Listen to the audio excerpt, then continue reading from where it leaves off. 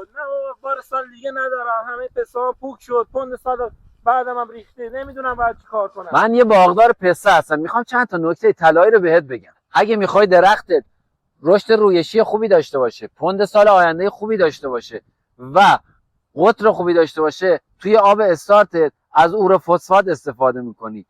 اگه میخوای سایز پسته خوبی داشته باشی و کجو نباشه، از کلسیوم استفاده میکنی. اگه مشکل شتر گربه یا سطح برگ داری، از آمینوکلات روی استفاده میکنی. و اگر میخوای خوشه پری داشته باشی، دهن بست پایینی داشته باشی، پوکت پایین باشه و پسته خندونی داشته باشی، خوشت پر باشه، از بر اتانول استفاده میکنی. اگه دوست داری باغت سرسبز بشه، میکرومیکس استفاده میکنی. اگه دوست داری پستت زودتر برسه و به باغت فشار نیاد و به موقع بدیش توی بازار، از منگنز کلاته استفاده میکنی.